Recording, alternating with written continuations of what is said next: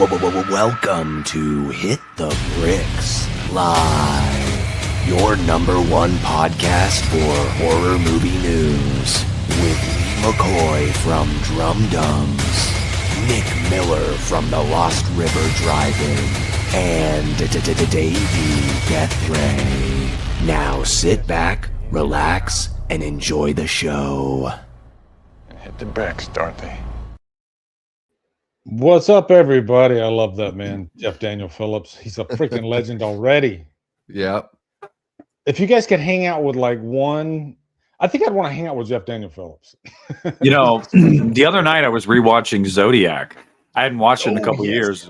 Fantastic movie. And Jeff Daniel Phillips showed up. And I was like, no shit. I totally forgot he's in this movie. Yeah, when they're like getting the tips, everybody is saying, oh, I know who the Zodiac is. There's a quick scene on like a construction yard where he's like one of the workers, and he's giving an interview to a cop, and he's like, this guy smashed his foot last year, and then the killing started. I don't think that's coincidence. And that's like his whole scene. And I'm like, oh, Jeff Daniel Phillips. All right. Well, I'll have to look. And I've seen, like, Zodiac's one of my favorite movies. I've seen it like 9,000 times. I've never noticed Jeff Daniel Phillips in it. That sucks. Oh, yeah, he's in it, buddy. Damn. He pops up in what is it? Christmas, Bloody Christmas. Yes. I think that more recent. Yeah. He's got like a little moment in there. He's a bit player. He's a bit player in so many little movies, but like it's just every time I see him, I'm like, oh shit, okay. Yeah. Christmas, Bloody Christmas. Can we talk about that for just a second, just a morsel? Because it's one of those things. It seems like either people love it or they hate it, and I know exactly why. Because the dialogue, it's very much like laid back. Let's talk about pop culture, Pet Sematary 2, all that stuff, and I hooked right into that. I freaking love that. Nick, you don't like that? No, Pet Sematary 2. Pet Sematary 2 sucks. Dude, I love Pet Sematary 2. Stop it. I know. Everybody does, it is that. It is exactly that. People are like, there's just too many F-bombs. People don't talk like this. I'm like, dude, it's Boston. Yes, they fucking do. Yeah, man. I think it's a lot of F-bombs, but she definitely drops way too many F-bombs. But yeah, it's a bit too. It seems really like there's a lot of improv there. They're like, all right, make sure you mention like this thing, and this thing. There's definitely like a Kevin Smith kind of vibe with the, referencing the real world kind of stuff. A little bit of that Joss Whedon kind of thing too. Yeah, Tarantino. But yeah, I think the over the top, like obvious sexual joking and all the F-bombs, like at some point it pushes people's sensibilities. But I think the movie has like a lot of really cool things working for it. Like it's not a fun movie. It's just, it could have had a couple tweaks and I probably would have enjoyed it a lot more. But it's definitely a love letter, like Terminator, like the first Terminator. There's definitely a love letter to that. Yeah, for sure. Absolutely. And a love letter to softcore porn. Because for sure. Skinamax on HBO Saturday night. Although, do they really show anything? I mean, I don't think they do. No, Skinamax. No, you're talking about that scene. Oh man, the 5-minute scene that's like, they show they show enough. Yeah, and it's funny to go back to those days in the mid 90s, because my family didn't have like Skinamax or Showtime or HBO, but when I would stay at my friends' places and they had it, we would stay up till like 3 in the morning and watch whatever trash was on there just for some tits. That's what it was like before the internet. Yep. I know people don't understand. We stole my buddy's dad's Hustler DVD once when we were like 13, and we were like, oh, fuck yeah, dude. Like, yeah. I remember sneaking down the hallway just so I could see Porky's on the TV because my parents were watching Porky. And Porky's was like the forbidden fruit back then. It is. I think Porky's is still pretty hardcore. Like if you go back and watch that, and I think it's also got, what I love about Porky's is it works as a teen sex comedy. It pushes all the buttons, but it actually has something to say, like from a societal humanity kind of standpoint. Like it's got, I don't know, it's got some pretty interesting stuff to say about race relations and blah, blah, blah, blah, blah. But don't name your dog Lassie. I think it's got that too. Yeah. Oh my God. Kim Cattrall. Oh my God. And you know what I'll say for this too is Porky's is at least fair. There's like fucking a dozen naked dudes in that movie, so you get like a pretty equal. And that's in the 80s. Like that whole scene where they're in the Everglades, like about to see the prostitute or whatever, and they all have to disrobe because she's gonna visually inspect them or whatever. Oh, Porky's is hilarious, man. Yeah, have you guys seen this? Last American Virgin? No. I've heard great things though. Both of you have not seen Last American Virgin? It's like got Duder from it's got Duder from Final Chapter, right? Teddy? Yeah. Teddy Bear from Final Chapter. And this came out, I think, before. It's got what's her face from Better Off Dead, and right? Yeah. It's the perfect double feature to Porky's because it's kind of like coming of age. There's so much nudity in the movie. There's a lot of shenanigans, playing grab ass, and it's also got a lot of heart. It's about life, and there's. Yeah. Did anybody ever actually play grab ass? I always hear this, and I'm like, did we just go around and grab people's asses? Well, it's a I know, I know, I mean, but it makes me wonder, when it was born, was it because someone was actually going around and grabbing people's asses and was like, quit playing grab ass? And that person is probably one of my ascendants. I'm probably descended directly from that person because I grabbed a lot of ass in high school. We used to have, sometimes inappropriately. I remember in high school, people would go around and do the scoop. And I know you remember what if you remember what scoop is, where it's like to people's chest, you say scoop and you do it. Oh and my I'm like, God. That's sexual assault, buddy. But sure, yeah. Or the bag tap, where your boys would just nutshell. Yeah, if you're gonna nut check somebody, that's fair. You should just have a pair if you're gonna do it. Don't nut check if you don't have nuts to check. Yeah, does that make sense? Come on, guys. It's weird. All these terms, they somehow just come out of nowhere. I was talking to my wife the other day, and I said, when did couples start calling each other babe? Because my parents not once ever said, "Hey, babe." Run down to the store and get me some margarine or something. No, they always called each other by their first name. I remember my grandparents was always somehow down the line somebody started call. I wonder who the first person that did that was. There was this cool couple that were ahead of everybody else, and they started calling each other babe, and now babe is lame. Yeah, no, it's really lame. It's cringe, but we need to change it. Yeah, but I don't know, man, because they got weirder names now. These new generations, what they call their significant others is I want no part of that. I'm just going to call. What are the names? Yeah, I mean, shit, you have you see the memes, over the Pookie, calling your significant other Pookie. I would rather gouge my eyes out. I would literally rather gouge my eyes out. Well, it's like on Seinfeld or whatever when Jerry and his girlfriend are calling each other Schmoopy. And it just drives everyone else is just like, Schmoopy? What the hell? No, you're Schmoopy. No, you're Schmoopy. You guys both watch Seinfeld, right? Nick, you watch Seinfeld. Oh, I love it. I did not. I've seen Seinfeld, but it wasn't something I watched in regular rotation. It was, it'd be on late at night when I'd fall asleep. I watched a lot of Seinfeld falling asleep when I was a teenager. Wow. Okay. Yeah, I'm actually kind of on a run right now because I think it's on Netflix or something. Is it on Netflix? Yeah. But yeah, man, I freaking love Seinfeld. Love that show. There's an episode because we're talking about relationships, and there's an episode where George gets into a relationship with this girl, and he really wants to get in. And the second he gets into the relationship with her, he regrets it. Because Jerry and all his friends are single and they're going out, and Jerry, he just went to this romantic movie with his girlfriend, and they're going in, and Jerry's coming out. And Jerry and his buddy are like, dude, did you see that scene where he's falling from the helicopter and he turns around and he shoots straight up and it's insanity. Yeah. And then George starts crying. Well, and there you have that whole thing where they're all going to decide to buckle down and meet somebody and get married. And then everyone bails. George is the only one. George is stuck with Susan or whatever. It was supposed to be the summer of George. The summer of George. Yeah. Let me say hi to the chat. Ali, Saturn Video, Blu-ray Addict. By the way, chat, do I sound clear? Because last night I was on Fauci's channel, which was, oh my God. I jokingly said, this is either the worst commentary or the best commentary ever. I don't know, because we went into Scream 4 And me and Davey liked that movie, but for some reason we all just ripped it to fucking shreds the entire way through and didn't even apologize at the end of it.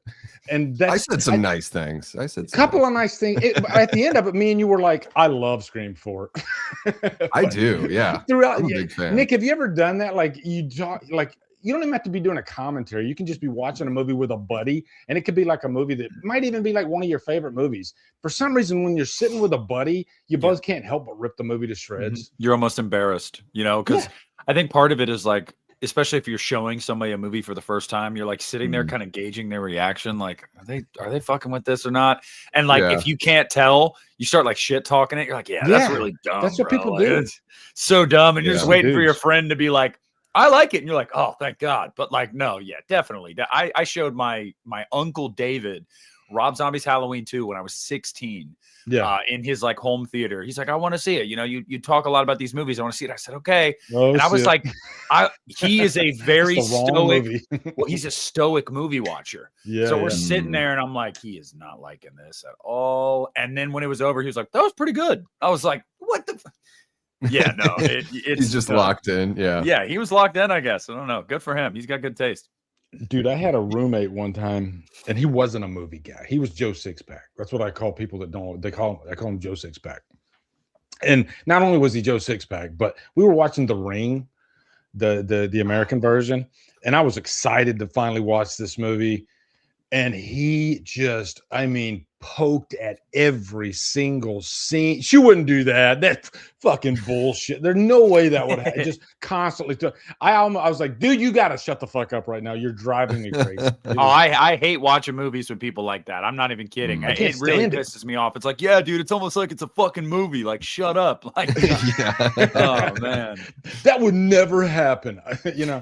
Some people, you have to have a little bit of suspension of disbelief, and we even like get onto ourselves about it, especially with like Scream, which they go kind of overboard with it. But you still have to have a barometer in your, when you're going into any movie, especially if there's going to be some form of action in it. Like action movies are the worst about it. You got Vin Diesel flying from a car over a bridge onto the hood of another car. He's for family, bro. It's always for family. But no, you mentioned The Ring.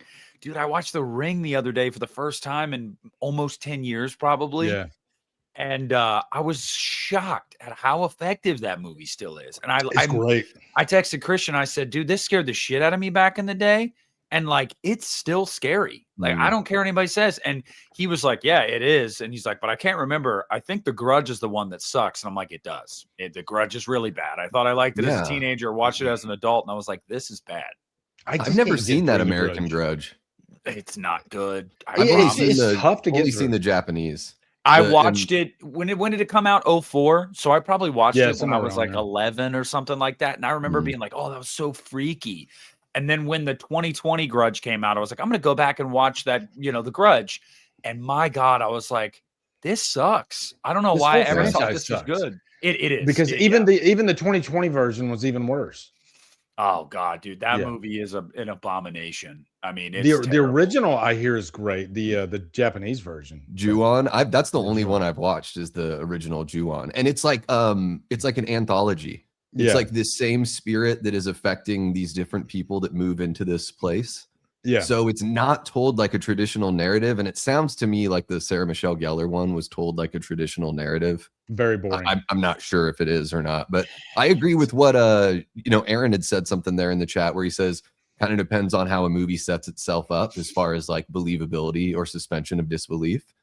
I think that's like a pretty good rule, like as long as the movie is operating within its own confines. That's why I don't want them to do something silly with Scream and actually bring back a character that we've known to be dead for a long time, because it's not completely realistic, but compared to Friday the 13th and Halloween and shit and Nightmare on Elm Street, Scream is pretty realistic. That's why. Kick him out. He's talking shit about However, Can I say really quick my newest theory that just came to me earlier this afternoon for Scream 7? And this is not a joke. I know. Okay, let's go. Yeah. Lee is like, oh shit, here we go. So we've got these TVs in the trailer. So there's the one that Chad and Mindy are looking at in the bar. They like look up and there's the TV light on them or whatever. Then we've got this from the Super Bowl commercial when Sydney's going through the house with her gun drawn. We've got that TV that like clicks on in the background really quick. You blink and you miss it in the trailer, in the Super Bowl trailer. I think they're going to have their cake and eat it too. They've brought Matthew Lillard back. I think what we're going to get is like a group of Ghostface killers that are almost like, this sounds so silly, almost like an online bully cult. Right. and they found a way to capture the airwaves. I mentioned this last night, Lee. They found a way to capture the airwaves, kind of like Jack Nicholson's Joker in Batman 89, or a plethora of comic book villains, if we're being honest. And they're putting up these like deep fake videos with former Ghostface killers and maybe some other stuff to try to like taunt and toy with Sydney, her family, and the other surviving victims from the previous films. So that's what I like. I think that's going to be a big element. So I think we are going to get like Matthew Lillard in the flesh, but that Stu won't actually be alive. So I think it'll be the best of both worlds. Yeah. We're getting him in the flesh for sure. There's going to be new shit they filmed with him, but then it makes me wonder, are they going to de-age him? Because like, even if this is the AI and deep fake route, wouldn't it be the Matthew Lillard, the Stu Macher that she knows, not modern day? But then you could go, well, no, because it's to fuck with her and convince her that he might still be alive. Yes. And you could probably do both with deep fakes. You could probably do something where you're putting a de-aging or you're putting an aging process on a earlier picture or whatever, Yeah. And I mean, I made that video yesterday and it was literally just like, I clarified in the first 30 seconds to everybody. I was like, guys, I don't think he's alive. I'm just saying, why couldn't he be? It's like, and it still didn't matter. There was people that were like, oh my fucking God. Dude, I get people that comment on my shit and it's like not anywhere in the video. In fact, in the video, I might even say, I don't want him to come back. And people will jump in the comments and be like, all you Stu fans are going to be so disappointed. Yeah, I know. Or like, there's no way he's alive. What are you talking about? And I'm like, so you looked at the thumbnail. Thanks for dropping a comment. Yeah. Well, Akeem is in the chat right now. He has already seen it. He's already seen Scream 7. So, what? Okay. Yes. All right. Well, there we go. He works in Hollywood, and that's insane. He worked on Stranger Things 5, I think season 4 and 3 as well. Oh, and I think I've seen him on some of your streams before, Nick. And he's I've been following for years, and he basically said like, don't get your hopes up. And I was like, cool, awesome. Well, I think he's going to be utilized in some way. Hopefully, it's not just the voice, but it very well could be. Yeah. Well, I got this douchebag the other day. What's up? What a segue. So anyway, this fucking douchebag. Yeah, this fucking asshole. 0 followers, 0 posts. So that means he went out of his How many flags in the bio? How many flags in the bio? Create an account just to spoil the movie for me. And I've literally had like to just Davey, I was talking about this, but just today, another person, he starts off the message with, hey, asshole. Like, he doesn't even know me. And he's like, me? Hey, asshole. The killer, blah, blah, blah, is this. And I'm like, at this point, I don't even care. Yeah. And I've been like, every name, every cast member in the movie has been supposedly the killer, I've had like so many different variations of killers thrown at me, so it kind of is like blank slate for me right now. You can send me these all day, I don't care anymore. And even if I'll say I'm not gonna let me be careful about how I say this, okay? I'll just say there is a message that I got, or multiple messages that I got, where I think if that happens, I'm not gonna be surprised. Okay, just because it kind of makes sense too. Yeah. And I've already talked myself into I'm gonna enjoy the movie anyway. I don't care. I've come to the conclusion that every Scream movie up until Scream 37, I'm going to be spoiled. It doesn't matter. You don't know that. 35, you might go into 35 not knowing anything. But I mean, honestly though, let's be real, dude. I hate to say this because I love Scream, but like, dude, none of these third acts have really been all that surprising since Scream 3. Like, no. I'm just gonna keep it real. Like, really, not even 4. Yeah, 4 didn't even surprise you. Charlie didn't surprise me. Jill, maybe somewhat. Okay. But I mean, in the sense of like where I was legitimately like, holy shit, I didn't see that coming. 3 was the last one where like there was nothing that tipped me off to it being Roman because we were led to believe he was dead. So I was like, yeah, that guy fucking died, so it's not him. Gale checks his pulse. Yeah, no pulse. How did he do that? Is he a ninja? Like what? Yeah, like ever since Scream 3, I call it killer salad. That's what it is now in the final act of all the Scream movies. It's killer salad because really anybody could be the killer, and you're not gonna really give a shit. It's the motivation. It's not the motivation. And the third act itself, how it unfolds. It's not so much the identity of the killer that really gets me into it. Like it could have been like in Scream 5. It could have been Amber and what was Jack Quaid's character's name? Richie, yeah. It could have been Amber and Richie, but say it wasn't Amber and Richie. Say it was say it was Chad and Mindy.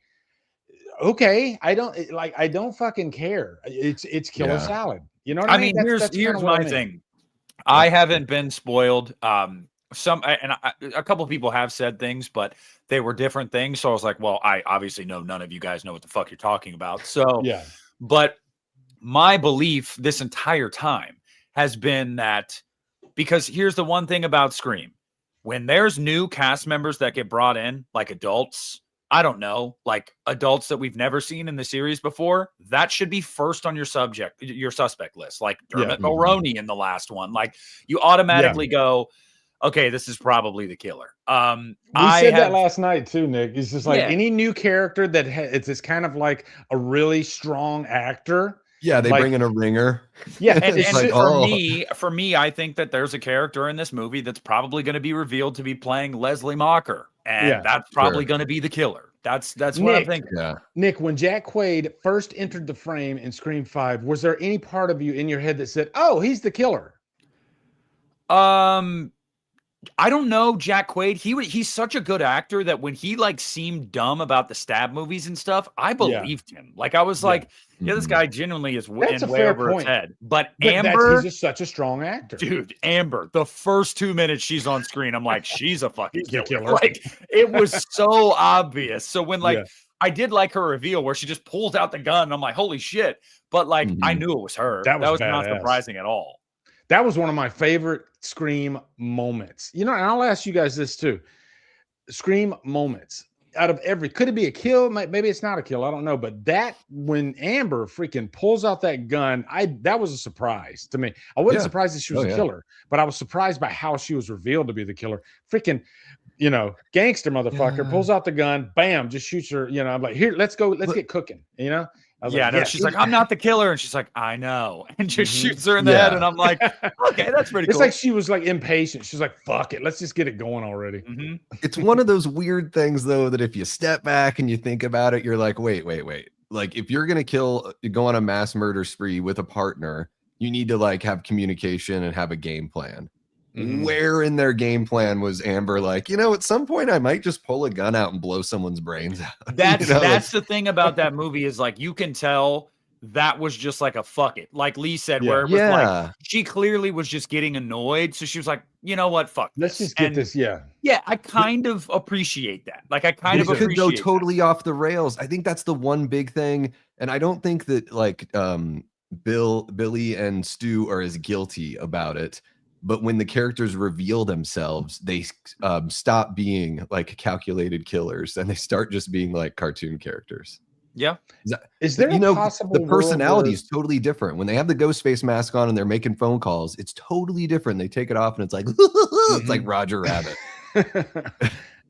Is there a world where you could have the big like a big reveal in the middle of a Scream movie? Like let's say 2 of the 3 killers were they were outed in the middle of the movie, and then we followed them for the rest of the movie. That's the key. What you just mentioned. If it's not the only killer, like if there's still a missing link, I would actually love the fake out of like in the second act, they get revealed and you're like, holy shit, it's already over. And then we're like, but then killings continue and you're like, wait, what the fuck? Like, so I think we might get something like that here in Scream 6, especially if it is like a collective of killers. And I'm starting to like day by day, I'm getting the feeling that it's going to be like a handful of people that are doing this. I just want Ghost Mom back. Like, I really don't care about anything else. Just bring Ghost Mom back, and like we're good, dude. Let's read through this Super Bowl. Did you guys watch the Super Bowl spot yet? I did. And I will be watching the Super Bowl to root for the Sea Chickens because fuck the Patriots, dude. Hey, who's playing in the Super Bowl? The Seahawks and the Patriots. The evil empire that just can't ever not be good at football, it seems. No. Yeah. Hey, 4-13 seasons back to back, and then they make the Super Bowl. So but it's crazy. It's just like I hate them forever because we could never get over that hump because they had Tom Brady. So you guys got over it once. You just ended up twice, but it's still pisses me off. Without Tom Brady, Roethlisberger would have won like 4 Super Bowls, and I'm still not over it. So screw them. There needs to be a support group, and it's like Peyton Manning and like Ben Roethlisberger, like all the AFC quarterbacks from back then that were really good and never got to go. That'd be great. Well, let's check out this big game spot. Let me click on it, and I'll make the screen bigger. What the fuck is that? Hold on. Hello. It's like a school auditorium with like a woman suspended above a stage. Yeah, I'm trying to figure out. Oh, there's quality. We're getting some more there. Some more Mark killing happening. Let me see if I can close that. Okay. Yes, let me go back. Hold on.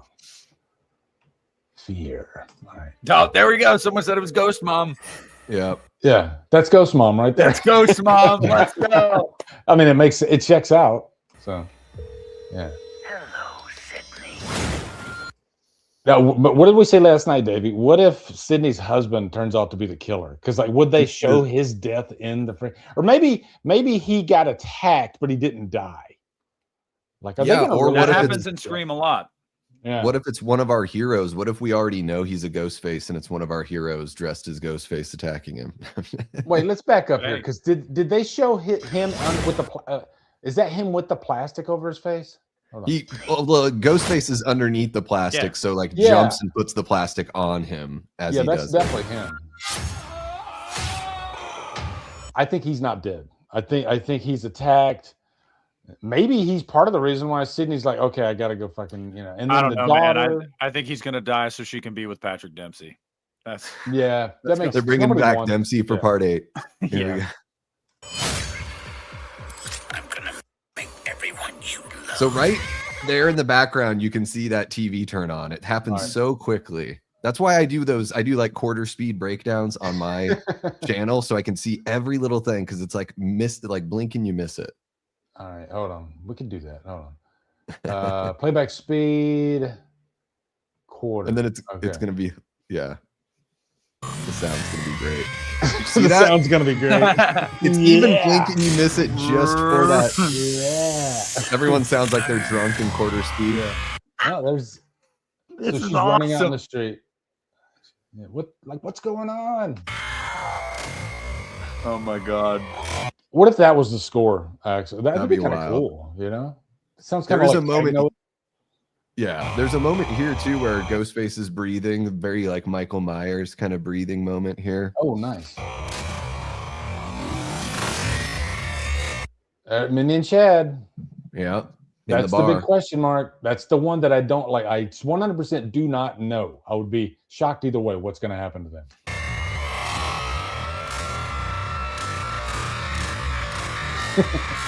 The heck of a fall. Yeah, that's what I'm saying, man. Like, she would flatten him like a fucking pancake. I'm sorry. Yeah. It's kind of creepier this way. Can we watch the whole movie in quarter speed? Yeah. I just love how people sound like they're drunk sometimes when they talk. Like Courtney Cox coming I just up thought here. Of a new horror movie idea. Characters that are stuck in a slow motion world and they can't get out of it. I'm copywriting that right now.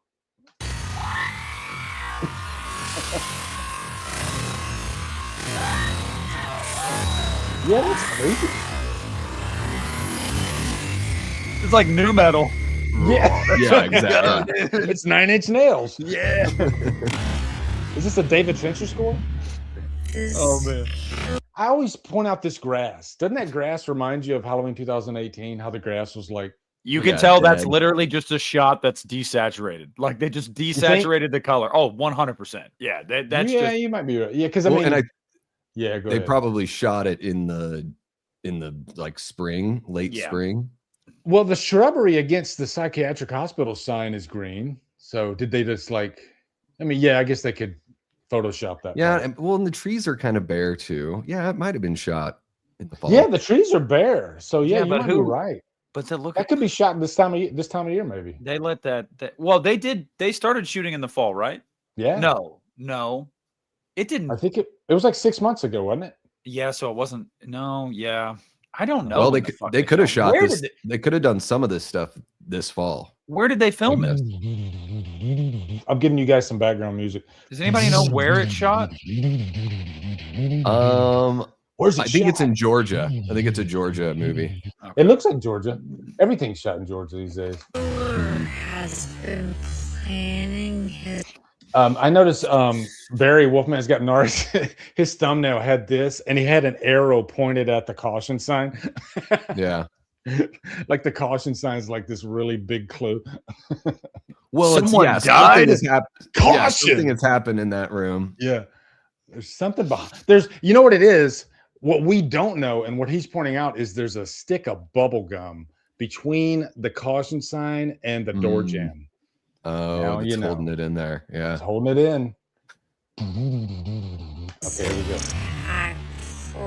And for whatever reason, this is a mirrored shot from what we saw in that TV spot. The images were all flipped. I don't know why. I guess that just matches which direction Sydney's looking. You could rest on this shot for a while because there's a lot going on there. Like, could this be just one of the characters as an artist, and he just, or she, they just like to draw weird shit, and they're trying to put that in the trailer to make you think there's more to it. It could be that. Who knows? Yeah, it's kind of odd that you don't think that a patient's room, they would allow them to have like corkboard and tacks and stuff like that. But maybe this is like the patient's doctor's office or something like that. And they've kept these crazy 2026, Yeah. Let them have it. Give them a shank. This could be a previous victim, maybe a previous victim's family member or something like that. Yeah, they're clearly wanting you to think this is like stew in it, like stew. It's a lot. Yeah, there ain't no fucking way. I'm sorry, y'all, not happening. Now Lee's over here like, now hold on, it might. Hold on now. Nick's got me thinking. Shit. Oh, we got Christian in the house. Oh God. Oh yeah. Christian, you missed your chance, man, for your thumbnail pointing at the caution tape with the bubble gum. We are slow mowing it, Christian. You know what? We are.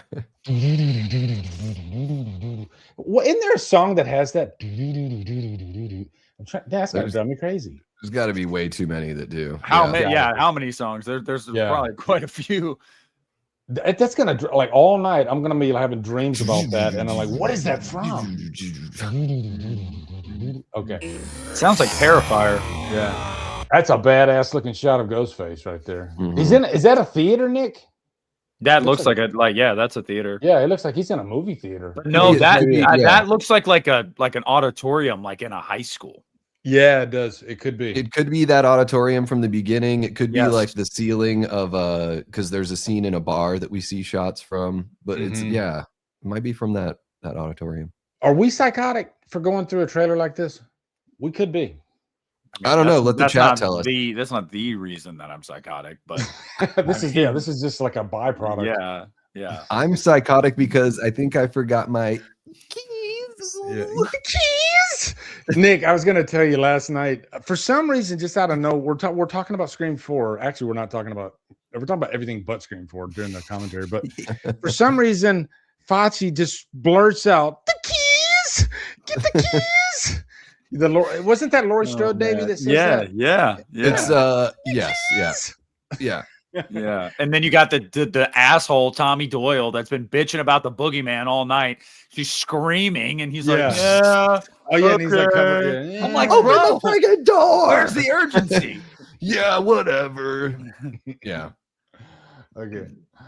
Saturn Video says, "Go slower, Lee." Okay. I can. Oh shit! Now we're talking. Look at that. So that looks like one of the boyfriends getting dragged. Yeah. So right, a character we really really nice and bloody movie. Yeah, that's the middle of the movie. That's probably minute 37 right there. You think, guys? Yeah. And is this in a house? Yeah. Guys, have you ever seen Halloween 2018? No. Rings a bell. I think there's a soft J in there somewhere. I can't. Yeah. Maybe. I if I did see it, I probably would like go over the moon for it the first time I saw it, and then I'd probably settle in. Yeah. But yeah, that would get me in trouble. I know that, but yeah. Thanks, Gold Standard. Now, in the background, is there a body in the background? What is that in the background there? Yeah, and there's a drowning pool is playing too. Can you guys hear it? Ghostface has a soundtrack in this movie. Yeah, that would honestly be talked about sick. The soundtrack. Do you think there's going to be a kick-ass soundtrack to this movie? I heard Turnstile is going to be in there. That's one name that I've heard dropped from Critical Overlord. But I would imagine usually the soundtracks are good. I think Critical Overlord sleeps under the set of Scream 7. He's got to know somebody, right? And he like comes out for air every now and then. Yeah, and he gets on his, he double thumbs it. Do you guys double thumb or do you single thumb? I'm a single. What are we talking about? I'm an index finger tapper because it does matter, right? Phone. Yeah, I can't do that. I can't do the double thumbs on the phone. I think that's just I can't do it either. Yeah, or no. Like, no. I just do. I hold it with one hand and I just single thumb it. I just yell at it. Ah! Okay. All right. Let's go more. Somebody's laying down in the background, baby. Hold on. That is another person like laying down in the background. Yeah. Right? It looks like an air mattress or something. It looks like a person on an air mattress. That is a person. You're right. That is a person that he has already killed. So we have confirmation. That's 2 people dead. Yeah. And I think that's one of Tatum's friends. We'll see her later on in the trailer. Yeah. That's Stu. That's Stu, guys. He's taking a nap, okay? Just like Sydney did in Scream 4 all the time. Yep. Everybody wants it. Let's not put it in the script. I know. I'll never understand. I get don't always have to give people what they want, but I think there's a good portion. Chat right now. Do you want Stu to be alive in this movie? Just say yes or no. Yes, I want Stu to be alive, or no, I don't. I'm curious about the chat. I'm telling you, man, if they gave us that movie, it would people would lose. I got him started. Minds. I got him going. Well, but Lee, I think the thing is, think about writing that and doing it in a way that isn't going to be like, isn't going to be a 50-50 piss off half the audience. I think that's the trick with putting Stu back in. There's one reason I want it. There's one reason because I want a Stu monologue. We already went over this. Monologues are. It's so easy to do this. We already went over this. It's literally just somehow Stu returned. That's it. That's all we got to do. He's a clone of the de-aged Billy from 5 and 6. Yep. And he's got like 70 Death Stars up in the air. Yeah. It's actually just full crew on each one. Yeah. There's a full crew. Yeah. Every killer since 3 has just been Roman, actually. Roman never died. I'm listening. He was the architect of the whole thing. So 75% of the deaths on the Death Star from Return of the Jedi were all contractors. They were innocent people. Something like that. They didn't have to die. Yep. Yeah. Okay. All right. Tatum. She sounds so wasted. What if so I've heard off their ass? I've heard this interview scene is going to be a big piece. Oh yeah, a big emotional piece. Somebody said this is going to be like the beginning of the movie. Do you think? You think this will be the beginning of the movie? It could be. Like I think post opening kill. This could be. I bet this will be the next thing. It could be. Yeah, I think they'll open with a kill, and then maybe they'll go into something like this. Yeah. You're gonna hear some segue music, and then it's gonna go straight to her talk. It's gonna be like I like that.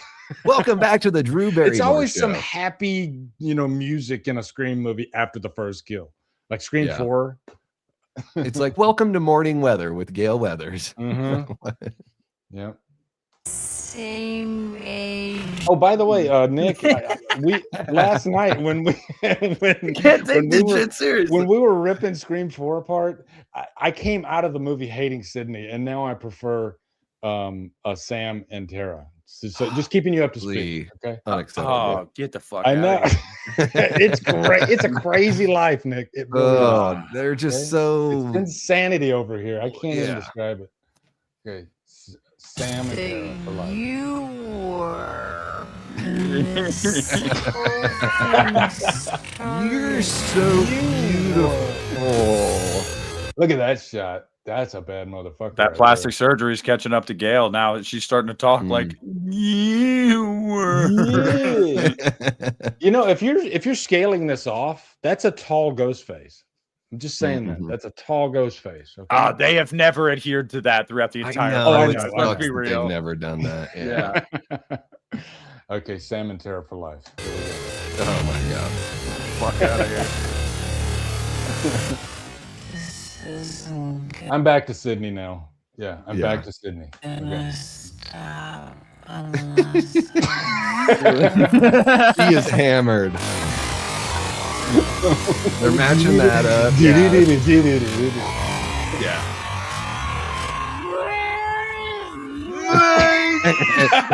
Where's my drink? Hold on. My vodka. Go back like 2 seconds. I want to hear this whole fucking thing. Oh god, that was great. Vodka. Oh Here my we go. god. Oh, God. Fuck the movie. I just want to watch this over and over. Hold on. Here we go.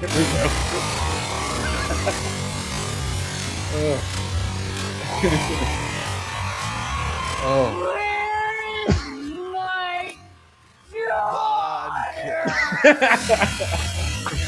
Oh my god. This chick. So that chick right there in the bar, I think she's the body that's laying on the air mattress in the Let me see, previous hold on. in that one shot. No way. This chick, I think this chick is the body that's laying there. Oh, she's dead, dude. Look at And that. this- You got freaking yeah. Ghostface right behind her. He's This literally must like be- mid-knee jump. Like his knees are bent. Like he's ready to pounce. He's like going gonna for it. pounce like a freaking H2O Myers there. I can feel it. Yeah. Yeah. H2O my Because with the frizzy hair and everything. Let's unpack this for a second, okay? H2O Myers was cat-like, right? He would like he would just kind of like Yes. pigeon-toed, of course, but he would just like leap, upon somebody. Yeah. Cat like the way that he swivels out of that sitting position in H2O. That's my problem with I just cannot take Myers seriously in that movie. No. I can't take Sydney seriously right now. What the fuck? Right now, is either. Where's my daughter? Oh, she's you got fucking pwned. dead. Yeah. Go ahead and X her off the list. She's done. Yeah. Or it could be a Jill situation where she gets like slashed, like just to throw you off the scent. Yeah. That Davey actually brought this up last night. There's always a character, usually the killer, that gets a slice on the forearm. Yep. Like Jill did. Mhm. So I don't know though. I think she's gonna get killed, if I'm being honest. She did. But that. maybe not. What's wrong with that? He's burning it all down. That's the opening. That's got to be the opening. It's right? gotta be the opening. Or it's the cliffhanger ending. Yeah.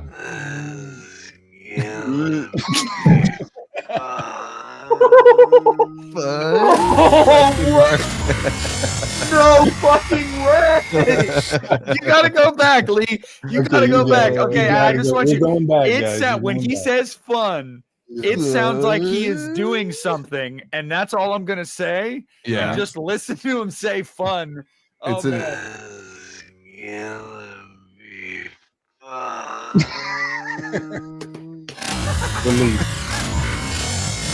the vinegar stroke. The vinegar stroke. Oh my god, dude! I'm like 12 years old. This is fucking hilarious. Oh, Dude, shit. you've never seen a Oh, Scream no, I breakdown like this. Oh. Okay. Oh. Out of the million Scream 7 breakdowns on YouTube, Mm-hmm. mark this one, okay? There's none Yeah. like this. All right. Yeah, What did we accomplish in this breakdown? Absolutely Everything. nothing. We had fun. I think. everything. We figured out nothing and everything. We figured out the plot that everybody in this movie is just going to be hammered as shit. And yeah. If we take anything away from this breakdown, it's this. Yes. There you go. That's it. Hell yeah. All right. That's enough Scream. All right, let's go. Well, let's do Texas Chainsaw Massacre. Hold on. Yeah. TCM news. Finally, something concrete, right? Tiscum. All right. I'm going to put on my serious face now. All right. Jesus, I'm looking above the gold standard. There we go.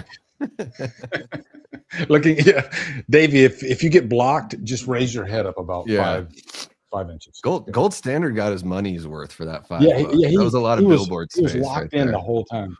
Yeah, the whole time he was hating Halloween. David Gordon Green trilogy too. Why would yeah. Yeah. Bury me, daughter.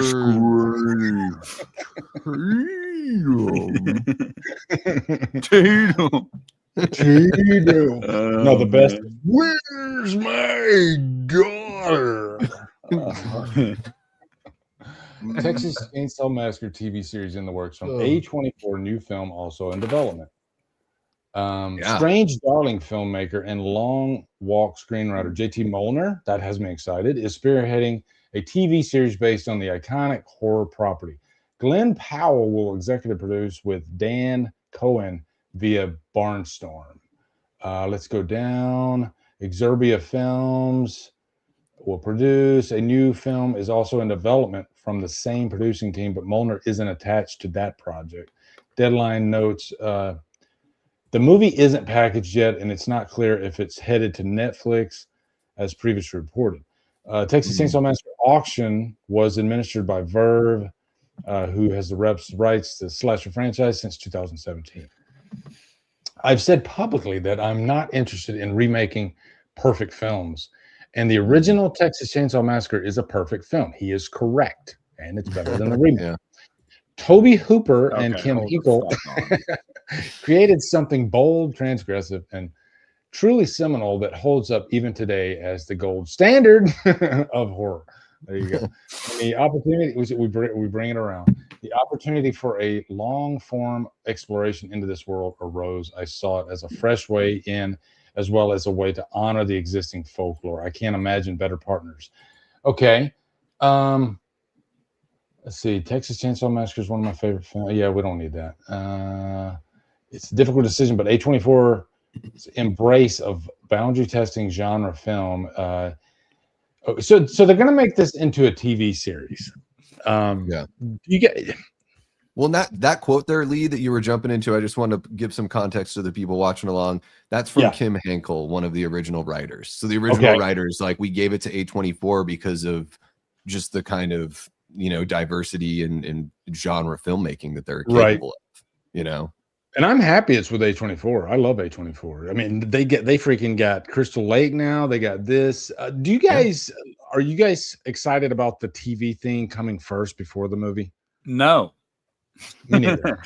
It just seems like it's the route that everybody wants to go these days. Is it milking the turnip, or I don't know if that's the phrase, but is it like, are they trying to milk the franchise, or because they put this investment in it, so let's try to make as much money as we can off of it? Which I don't know how. I don't know. I wouldn't be surprised. I wouldn't be surprised if that's the case. I just do think that, like, I don't understand the obsession with it. You know what I mean? Like, I don't get it either. What is it about, like, doing? I don't know. I mean, maybe I'm just on crack, but, like, it's not that I'm opposed to a TV series with TCM. I mean, when you think about all the possibilities with just, like, the town and the family, like, there's a lot that you can do there. But it's just Amanda's bringing up a good point there. I'm iffy on the TCM TV series after the catastrophe of the Chucky series. I have little faith. Yeah, I kind of jumped off ship for the Chucky series after, I think, season 1. Can't really qualify a full opinion on it, but I think just overall in general, I like movies when it comes to my horror properties that I love so much, like Michael, Freddy, and Jason. I'm not the biggest TV guy. Can you prove me wrong? Absolutely. I mean, they might make a greatest freaking Texas Chainsaw Massacre season known to man. And I could, go down in history loving it to death, but they got to prove it to me. And I just don't know, man. And another thing is, like, if the TV series fails or people don't watch it, is that going to hurt the possibility of making a movie? Probably not, but I don't know, man. It definitely could. I mean, because it could. If they're a business at the end of the day, and if A24 sees that as people have little to no interest in Texas Chainsaw Massacre these days, then they might go, hey, we're not making a $20 million. Well, it wouldn't be 20. It'd probably be like $5-10 million investment into making a film if nobody watched this. Furthermore, I just have to say this. I don't know if you guys agree or not, but I do think it's something worth mentioning. I don't know if in this day and age, Texas Chainsaw Massacre is a hot commodity anymore. I don't know if it's something that people are going to show up to the cinema for in droves. I mean, you guys remember when 3D came out in, what was that, 2013? Yeah, 2013. And like its opening weekend, people were like, oh, this is a great opening weekend. And it dropped like a rock. I mean, it fell off the cliff. And I think it only made like 30 some odd million. Like, it's just not as much as it's just generally not Scream. It's not Halloween. A good movie at all. I love 3D, but generally speaking, most people hated that movie. Even like horror fans didn't. I would have loved 3D if I would have gotten to see 2Ds, and that's what I'm gonna say about that. But double Ds in 3D. Yes, but like, it's worth noting. Like, I love Hellraiser, but I mean, I don't think a Hellraiser movie is gonna, do what these other ones would do. That's the problem when you let these things languish for so long. And then when you do bring them back, it's like Netflix movie. Who gives a shit? Like, I mean, I honestly worry that you are in an era where some of them might be getting phased out. Genuinely.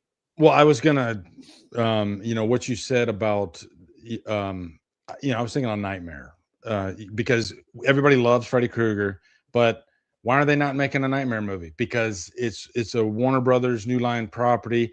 They have the Conjuring universe. So they're probably going to focus all their eggs on that basket because the Conjuring universe keeps making money and they can't get the legal issues. So although I think they have now with Nightmare, but not internationally. By the way, Nick, I saw, now you take with a grain of salt what you see on Facebook, but it's my bedtime. I'm just kidding.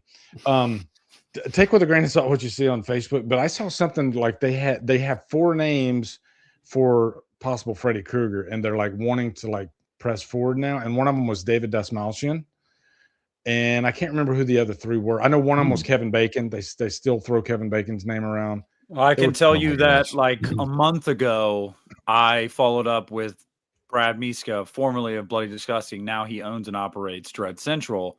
And I just wanted clarification, like, hey, is there anything happening with Nightmare? And he said, no, like there's not a word, not a peep. There's nothing going on in the way of Nightmare. The only Nightmare movement we had recently was the box set. Yeah. And part of that is the rights, I guess, overseas are a mess. They largely worked out the rights here in the US, but it's a fucking mess. Like, everybody talks about Friday, but this is a mess too. One factor to that is Freddy Krueger isn't a guy that wears a mask. He is Robert Englund. And I can't even imagine the feat of trying to replace him with a very convincing Freddy Krueger that's not only solid, but you see going forward in a franchise. It's a super hard thing to do these days. And I think, you know what? They're probably just like, I don't want to even try to accomplish that, because Robert Englund was perfection. He was too good at the part. And it's like trying to replace Rocky, Yeah. So, yeah. Well, I think with Nightmare as well, another thing that's going to hold it up is that WB sale. Whatever happens with WB, because New Line is under WB. So it's going to be touch and go for the projects that have already been green lit that belong to WB, let alone something that's like hasn't even worked out the rights yet. So we probably won't, until that deal is done between WB and, if it turns out to be Paramount or Netflix or whoever it ends up being, we're probably not going to see any like real movement until after that. And then I just want to say real quick about TCM, what I think they're doing here with Texas Chainsaw is it's a less of a financial risk to make a TV show. So they're like, well, let's make a TV show. They're already doing it, A24, with Friday the 13th. So they're like, we feel good about this template. Let's just roll with this template. And then you roll out the streaming show. It does let people know about the property again, because if they end up going theatrically with the movie, they are going to want to bank on that money. So they're like, well, let's just go with the subscription people to get into TCM again. Let's see if we can bring TCM back and then make people interested in watching a film in the theaters. So yeah, we're not going to see a TCM show probably until 2028 at the soonest. And then a movie until, I don't know, 2030 maybe. And what does that look like? You know, because Texas Chainsaw Massacre is known for the whole Sawyer family aspect. I guess it might be easier to do Texas Chainsaw Massacre than, say, Halloween. I don't know. I mean, it's tough because I think Texas Chainsaw Massacre characters, they're not, and I could be wrong here, but I think Leatherface, of course, is extremely important. But who's extremely important outside of Leatherface in the Texas Chainsaw family? Like, yeah, like I guess you would make it about the family if you made a TV show, right? Yeah, and I think that's what they could end up getting too far in the weeds and stretching, 8 episodes, and you might end up with some episodes that are just kind of like focusing on the family itself and less Leatherface chasing people. I don't know, but yeah, I'll give it a shot, right? Yeah, and what if they bring in Brad Caleb Kane to show run it, because he worked on Welcome to Derry, he's working on Friday the 13th, or Crystal Lake. They could bring him on, and then he's got, I think Welcome to Derry was really good. I'm hopeful for the Crystal Lake show. And yeah, when they advertise Texas Chainsaw Massacre, they could be like, remember that Ed Gein show that we just had or whatever? Like, here's one of the characters that was based on him or whatever. Yeah, but I don't know. I was going to bring up this comment from De Jesus. He says, in this weird era of streaming, it's odd that we didn't get a follow-up to the Netflix movie.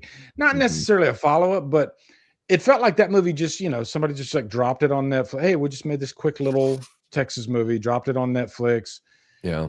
People were talking about it. It was fun, especially the scene on the bus. And then why couldn't they do that every couple of years? Because it seemed like an easy thing to do, because I didn't even I didn't even know Texas was coming to Netflix, and then boom, that movie just kind of sprung upon us, and was that like a one-time deal, or is that something that they could have done repeatedly? I don't know. I guess I can't now. I guess that's something that, just based on what we saw in that article, they're still trying to figure all that out, if Netflix still has like the rights to the movie and how that's all going to go. But I guess we're probably going to get that. I wouldn't be surprised if it's another Peacock A24 team up here with the TV show. Well, the first announcement for Halloween, when John Carpenter came on board, I remember that was a really big announcement. And I think that was in 2016, maybe early 17. And we ended up getting a movie in 2018. So I think it was like a 2-year gap there, maybe not even 2 years. So we'll probably see a Texas Chainsaw Massacre movie in, like you said, 2028, maybe late 2027. Who knows? Well, it just depend. Like, if they're going to do the show first, the show probably won't be until 2028, right? Yeah. I mean, unless they already have this thing written and they've got a rough outline and they can get it I guess over the next month. And I would assume you could have this thing shot by the end of this year. I mean, you that's definitely true. could. That's true. Well, that is the good thing, is like back in the day, TV shows, they could stretch out for over, a couple seasons, We've just gotten used to people like the Duffer Brothers taking like 10 years to make a season of television. But I mean, look at Crystal Lake, after they reworked the writer's room, from the restarting of that to the shooting and wrapping of that, I don't even think that was a year. And look at Alien Earth. Alien Earth was 8 episodes. It was spread out over 2 months, and then boom, we're done. And so now we can actually, I think they're doing another Romulus, So I think in today's market, maybe it is fine, because you can get an 8 episodes, which is 8 hours of TV, an 8-hour movie, pretty much. You can get that done probably twice as long as a regular movie schedule if they're really hoofing it. And then boom, you get that out of the way, it's gone, it's out of the ether, and then boom, you jump into the movie. So maybe it'll be okay. We'll see. I mean, I'm excited that JT Molnar is involved, because I thought Strange Darling was awesome. I think the Long Walk was well written. I mean, he wrote a screenplay based on a book that he didn't write. So, but good job. But like, I just thought Strange Darling was like a beautiful looking fantastic film.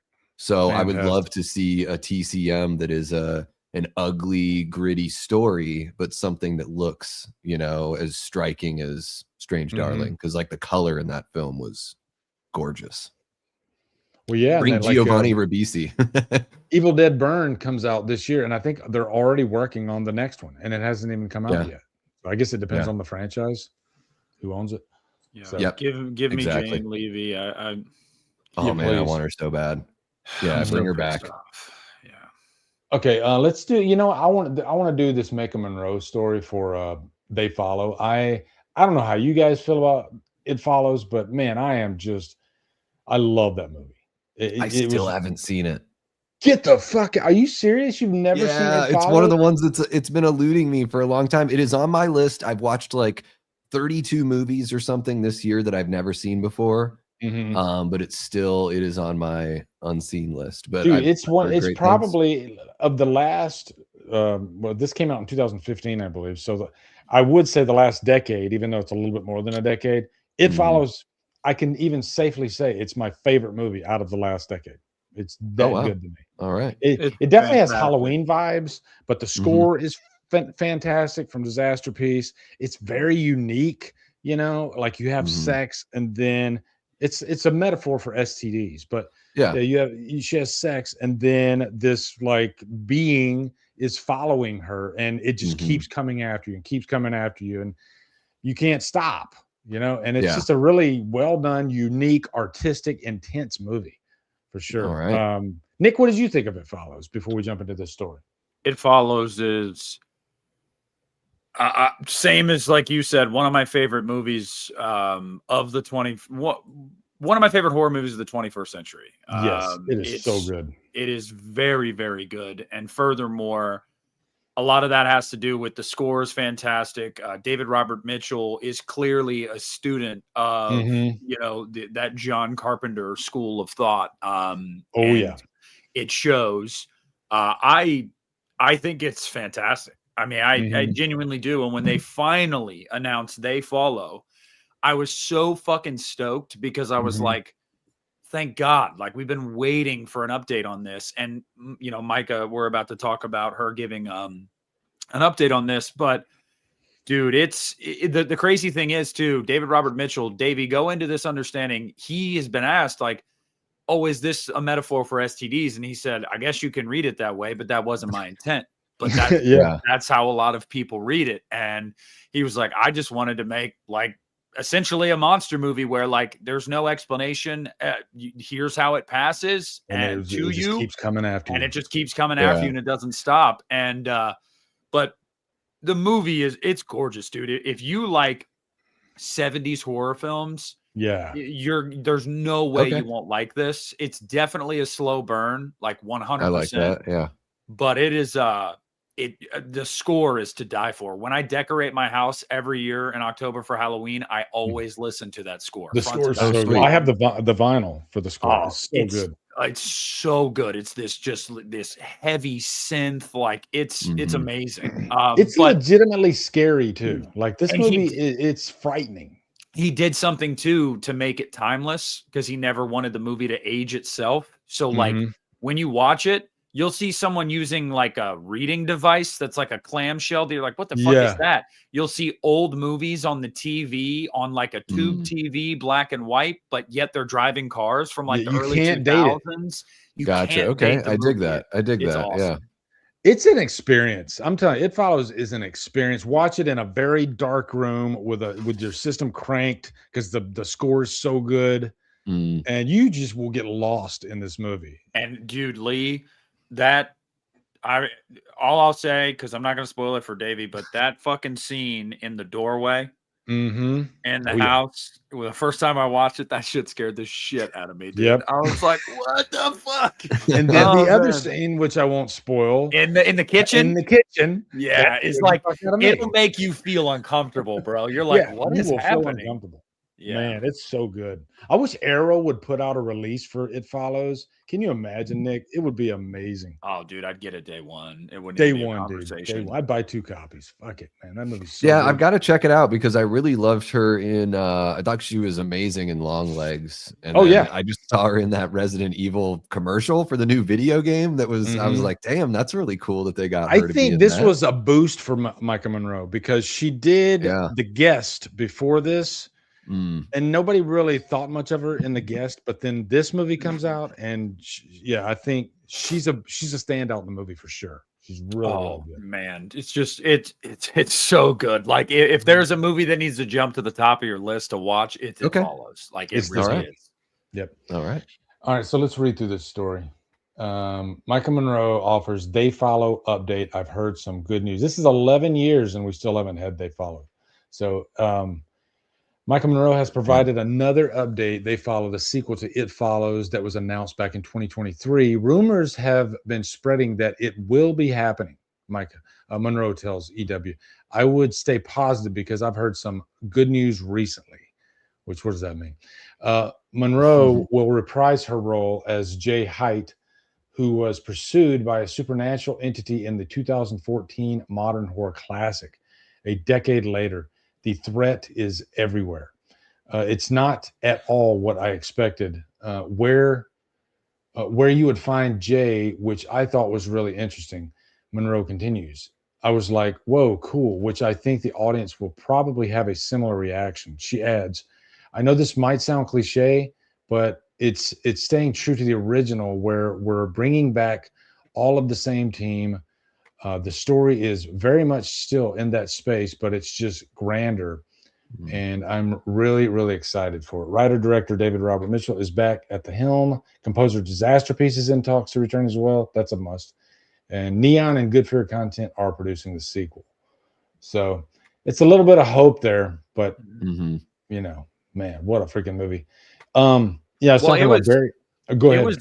It was like a year or so ago where it wasn't even like rumored. It was greenlit. Like they got the green light, and they said that David Robert Mitchell had inked a deal to come back, and so did Monroe. So it wasn't even rumors. It was confirmed. I think what happened probably, I wouldn't be surprised if it was either a studio shakeup of like, hey, are we going to, run it back with this studio, or are we going to go somewhere else with it? Or if it was more of a like securing financing.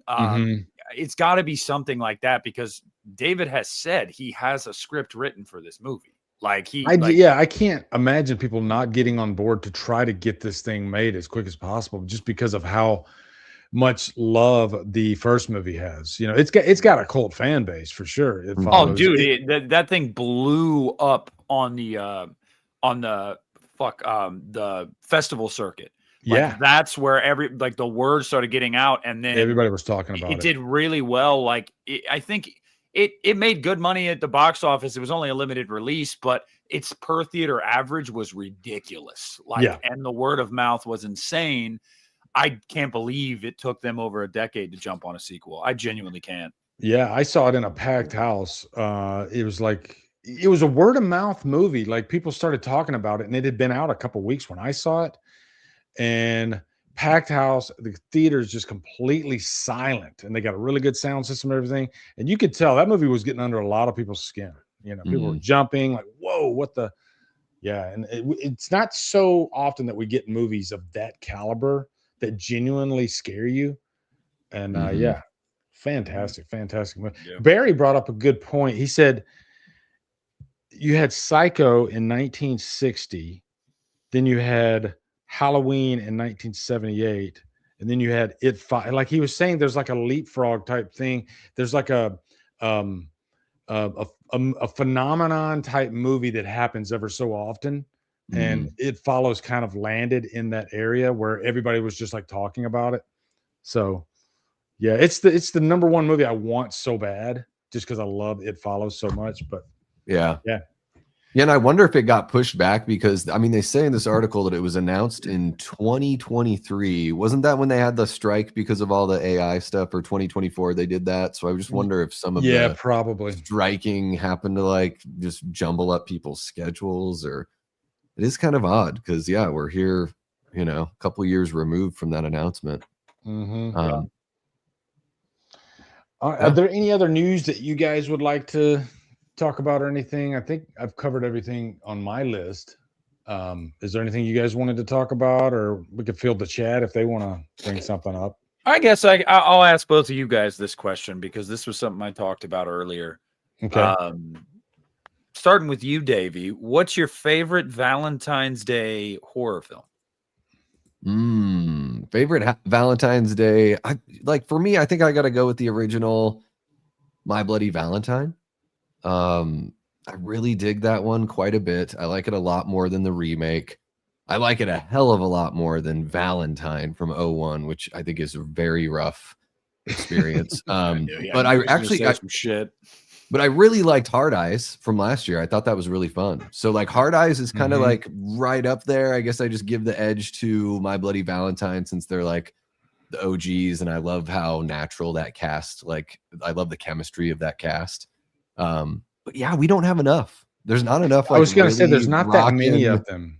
You got one that nobody ever talks about that is one of my favorites is Hospital Massacre or X-Ray.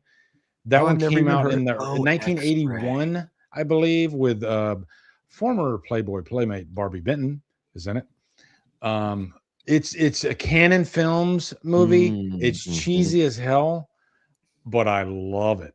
And the killer wears like I guess a nursing or a doctor's type outfit because it's a hospital. It's a hospital slasher. It's a Valentine's Day movie. And it's really fun. It's so tough because I like all Valentine's Day horror movies, but it's hard for me to say which one I like the best. I loved Hard Eyes. The thing about Hard Eyes, when I walked out, I was like, every slasher fan is going to absolutely adore this movie. That's what I thought about Hard Eyes when I walked. And sure enough, I look on freaking some of my peers are like, I didn't like it at all. How do you not fucking like that movie? It's insanity. A lot of people did not like it. It had a crazy scream-like final act. That's one of those moments where you remind yourself, though, because I did, that Twitter is not real life. And like, yeah, it's not. Because I was seeing so many people put that at the bottom of their like year-end list, and I'm like, you guys are insane. Like, that's insanity. I also didn't really care for the killer reveal. Like, I'll admit that was underwhelming as hell and really far-fetched. But everything else, like 90% of that movie is fucking awesome. The movie was like a box of chocolates. It really was. It just put a big smile on your face the whole time. It had that like romance type thing going, but it had great. The killer looked fucking awesome too with the mask and everything. My whole thing with Hard Eyes, like I saw people that were just like, what were you expecting from this movie? Like, did you think this movie was gonna be like some sort of Zach Kreger think piece or like a Filippo Brothers like psychological horror? Unless you just don't like slasher movies set on Valentine's Day, then maybe it was a film to me that advertised exactly what it was, and I thought it delivered on what it advertised itself as. So I am going to qualify it as a success, a good movie. And like I would love to see more from Hard Eyes. I like lean into the weird shit. Show me more of that night vision. Make the eyes glow a little bit more. Well, they're talking about a sequel, aren't they? They greenlit it like a week ago. It's just crazy to me too because it's these people that will be the first bitching. We don't get enough fun slasher movies anymore, man. We do. You just bitch about them when we get them. Like it's like I genuinely think, and I said this earlier, I just think part of it was that people were expecting something maybe more elevated, maybe more highbrow. Like they were, and what they got was like kind of akin to Scream ripoffs of the 2000s. And that's kind of what it is. Like it's very much a Scream movie in a way. But I would say that the killer design was unique. And when that killer is in the getup, a tank, bro, a literal tank. So like, I had a blast with it, man. I really did. And Mason Gooding can do no wrong. Like, I love that dude. It's a great movie, you know, for what it is. It's a great movie. Okay, it is so that whole scene, the massacre at the movie theater. I was like, this guy's like Jason Voorhees right here. Yep. Yes. You know? Yeah, so that's why when the reveal happened, I was like, yeah, no fucking way. But he didn't hold back. They can improve on that, but I'd love to see another Hard Eyes movie. Yeah. Happy Birthday to Me was not set on Valentine's Day. I got a list here. One that we didn't mention was The Loved Ones, which is fantastic. That one, oh, dude, Nick, you got to see it. It's an Australian movie. It's about this. And I like movies set in high school, like horror movies set in high school. And it's about this girl. She's got the hots for this guy, and she asks him to the prom, and he says no. And he should not. Oh, I've heard of that one. Because she and her dad kidnap him. Yeah. And they torture him for the rest of the movie. No. It gets crazy. It doesn't hold life back lesson, either. guys. Don't say no. You know, don't say no. Someone asks you to prom, just say yeah. Yeah. There's a Happy Death Day to You is a Valentine's Day horror movie. Oh. I love Happy Death Day to You, and I don't care what anybody says. Lover's Lane. That's what I don't think I've seen Lover's Lane. A slasher focusing on a killer targeting lovers at a popular makeout spot. There you go. 2000. Sounds like the Zodiac Killer. See, we didn't have that. We didn't have like popular makeout spots like where it was like, oh, we all park the car here on this hill. No, we made out like under the bleachers and like, you know, like that. It's crazy. Society's so different. That part of me wishes I could have lived in the 70s and 80s and had those like park the car on a fucking hill and you know. You're getting an HJ while 10 other guys are getting HJs just right next to you. Yeah, but you're all like, hell yeah, dude. Like, you know, you see the guy and you're like, yeah. Like, I don't know. I have some great stories. Being a teenager in the 80s was fucking awesome. I'll just say that. Okay. I bet. Yeah. No cameras Nobody was looking everywhere. at their phone. You could do whatever. Everybody was, you know, I grew up in a small town too. And, you know, we would just every Friday and Saturday night, we would drive down the strip, Highway 45, Highway 82, go through the Sonic drive-through, go back down, go to the other end of 45, go through the Sonic drive-through, and just everybody would just like try to hook up. That's what it was. Yeah, what's up, girl? You know, just, see, it's totally different these days. Like you can't go if you go somewhere in public. Most of the time, at least me, and I don't really go out, but when I do, it's like I don't approach people because you never know if they're gonna be like, get away from me. So it's like I'm just not even gonna try to fucking talk to you. But like in the 80s, it's all people did was approach each other and organically start up conversation. But I think that like COVID ruined all of that for society. COVID and social media. Like when I open up like X now, I'm like, oh my God. And I got to close it because it's just freaking crazy what's going on with society now. It's just insane. And back in the 80s, we didn't have that so much, you know? It was we didn't have that at all, really. People used to like, there was like a risk of going up to somebody at a bar or at a social event and like letting them know you're interested by engaging them in conversation. But now I think in a large part, like men have stopped doing that because we're made to feel like creepy or borderline criminal if we talk to somebody that didn't want us to talk to them, even though there's no way we would have known that. And then also dating apps just keeps people. Oh my God. They just have they keep you at arm's length, dude, right? Because they don't want to meet you in person because they can sift through 50 to 100 guys that just liked them on an app because women get a lot of guys that like them. Guys don't see so much the other way. And so Lee, you're lucky that you're married because I never went somebody that's been married since 1980. Like frequenting I don't anymore, but like a couple of weeks ago I was like, I'm gonna try the dating app thing again. It's a cesspool. I mean, I'm serious. 60 to 70% of the women on there have no intent of actually getting to know you. They're trying to sell something. And it's like I matched with somebody and we were having a normal conversation and I was like, all right, yeah, well, take my number, we'll get off the app. And she said, if you buy some content. And I said, no fucking way, dude. Like that's crazy. But that's what it is these days, man. That the horse says what? I mean, hey, if the shoe fits, it's just one of those things where it's like, I genuinely said, I was like, do you not have interest in like actually getting to know a real human? Like, is this just like transactional? Weird. It's really weird. I don't know. So. And unfortunately, I think, and I don't think this is, obviously it's not everyone. It's like speaking in generalities, but what I see a lot of on the apps are like people that are kind of looking for a way out and sort of, they're like, here are my ridiculously high standards. And this is what I expect from you.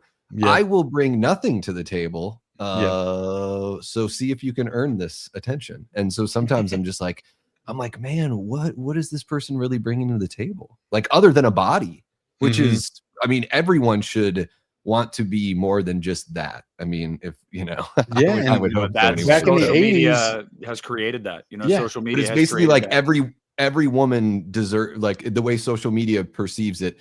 Every woman, regardless of her situation, what she looks like, blah blah blah blah blah, deserves a 6'2" guy that makes 6 to 7 figures a year. Oh, you see those videos on the street where like a dude will walk up to like, what?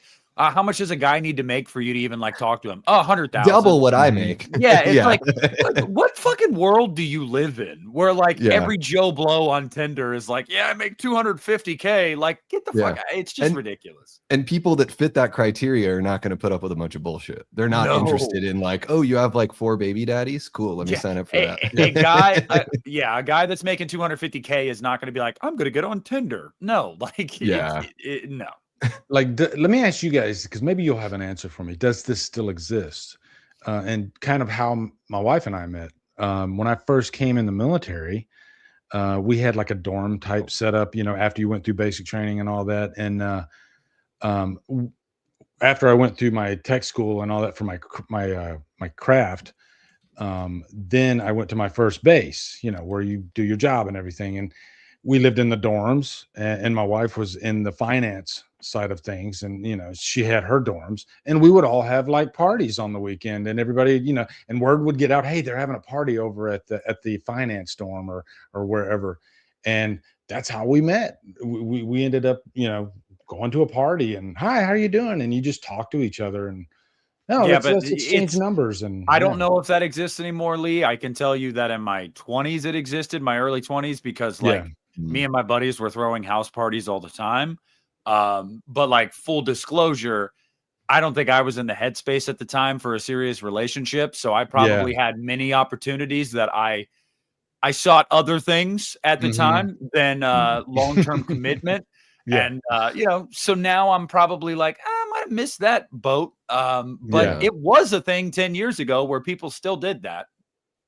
Yeah. I think that nowadays it's just that people are, it's almost too committal for somebody to actually like be open to meeting somebody in person. They would rather meet them online and have that buffer.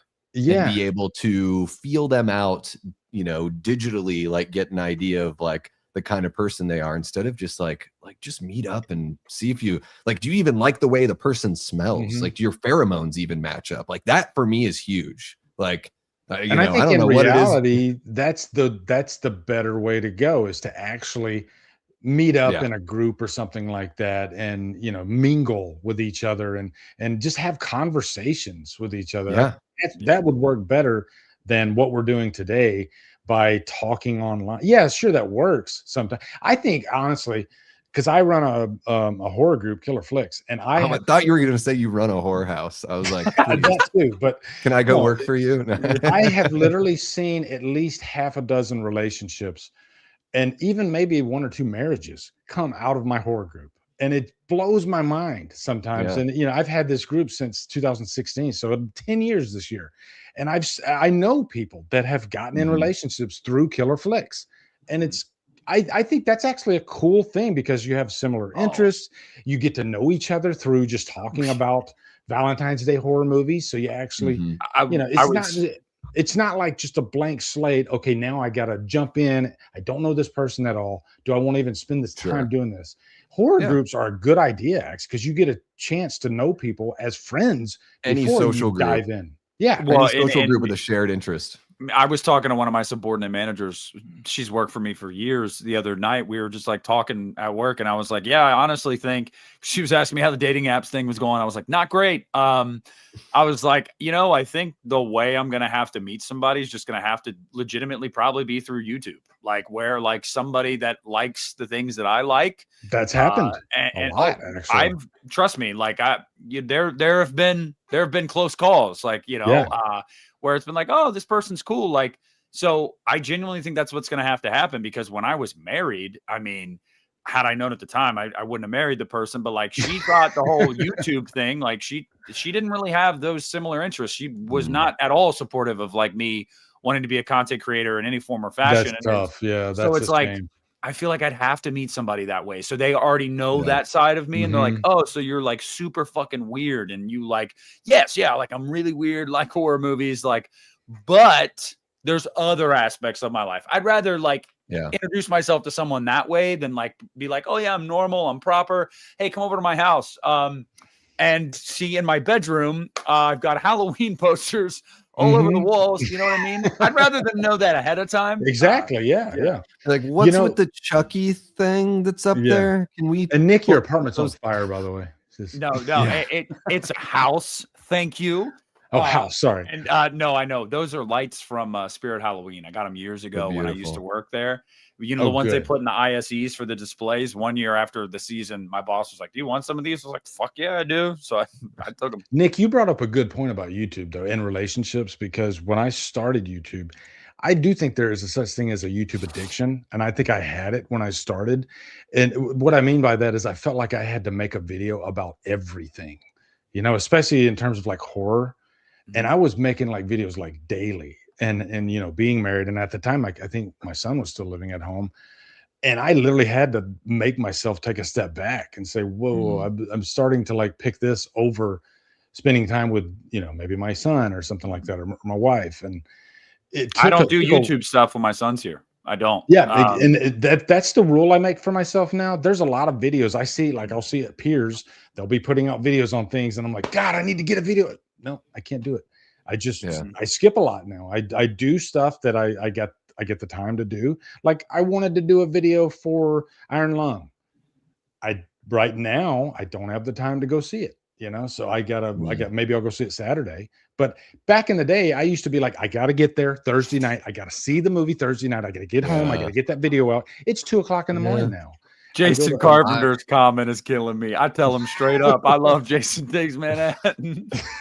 I tell them straight up, like, hey, straight up, this ain't gonna work if you have an issue with this. Yep. I love Jason Takes Manhattan. If you're a Halloween Ends hater, you might as well walk out the door. It was funny too. We had been separated for a year and a half by the time Ends came out.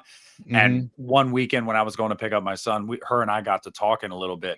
I was like, yeah, I went and saw the new Halloween movie. She's like, yeah, I watched it on Peacock. It was fucking stupid. And I was like, yeah, this is why we got divorced. You know, like, it's just never going to work. You're stupid. She literally said it was like a love story about a motorcycle. I was like, shut the fuck up.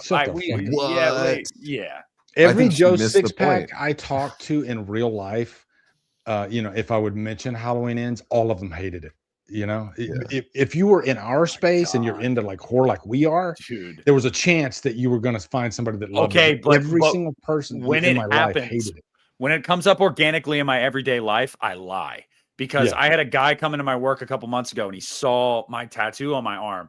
He goes, that's from John Carpenter's Halloween. I was like, yeah, it is. Like most people just think it's like a Halloween thing. And he was like, dude, I'm a huge fan of those movies. I was like, yeah, me too. He's like, I fucking hated that last one, dude. And I was like, there you go. And that's, you know, I said, I was like, yeah, man, a lot of people did. But I didn't say like, no, I love it. Like, I've had people be like, that movie was a slap in the face to Michael Myers. And I'm like, I completely disagree, but whatever. Joe Sixpack hates Halloween Ends. I've come to that conclusion. Well, Joe Sixpack doesn't have a six-pack. Joe's got a six-pack in his fridge. So and it's, you know, like meeting somebody, I used to meet people like when I was playing music, I would meet people, you know, at shows or just in the group. Like, so you're doing house shows or you're out playing gigs with your buddies and you just, you know, friend groups intermingle and then you just like start talking to some chick and hit it off. And it's like, so yeah, I get what you're saying, Nick, as far as meeting someone like through this platform. Like, I mean, that's how like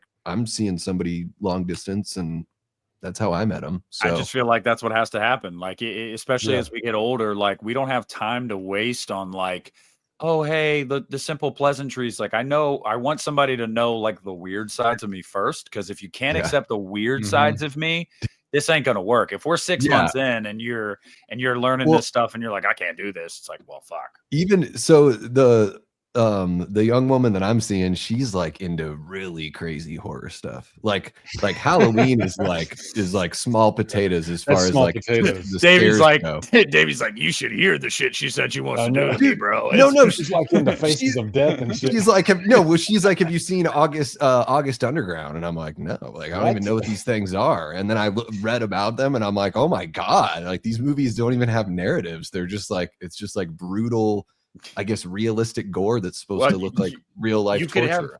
You could have a close friend like Christian that will recommend some of the absolute worst movies you've ever seen in your life. Oh yeah, and he'll sell them like, dude, you got to see this. You got to see this. And then you watch it, and you're like, what the fuck did you make me watch? Did he make one about hobgoblins? Because everyone like came out loving hobgoblins. And I'm like, we did a live commentary for it because Christian made a joke on Unita like 3 years ago, like because people kept saying, dude, you guys should do a hobgoblins commentary. And Christian was like, I ain't doing that unless someone pays $500. Dude, the next day, Zach PayPal'd, his name's Retro Zach on here, Christian $500. Yeah, so we would watch it. Yeah. And then Christian was pissed that we had to do it. So he was like, and he was like, hobgoblins too, I ain't doing it for less than $1,000. And he's like, I know no one's gonna pay $1,000. It's that bad. But no, he told me to watch a movie a couple years ago called Hate Crime. It is terrible. It is absolutely terrible. And sometimes he gives me, the other night he was sending me voice messages randomly. He's like, Nick, you gotta watch this movie.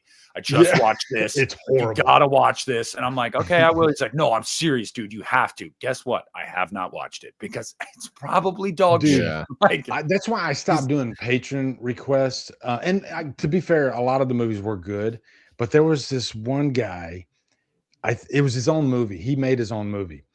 And it was one of the worst movies I think I've ever seen in my entire life.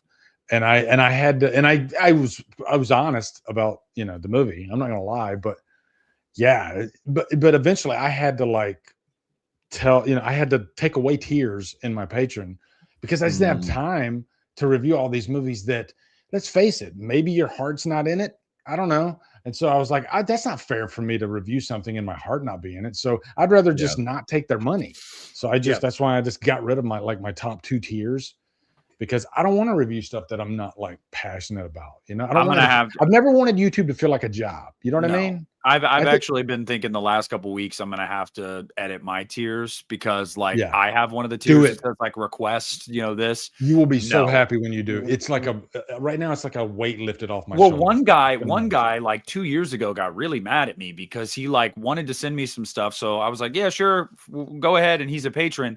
He's like, I want you to like do reviews for these 2 movies I just sent you. Dude, I'd never heard of these things. I watched one of them and I was like, this is not my flavor at all. And I told him, I was like, man, I'm just not I can't dedicate the time to like film and edit when personally, I just was not a fan. And like, I also didn't want to be like a dick and, shit on these things he sent me. He got really pissed at me. And I'm like, dude, I didn't ask you to send me anything. But that's the thing. It's like, I didn't ask for this. It's shitty to put someone in that position where it's like, here, I want to do something nice for you. Now do this for me because I did this. Whoa, what the fuck? I've had people send me movies before, and there was no like condition that I was going to review them.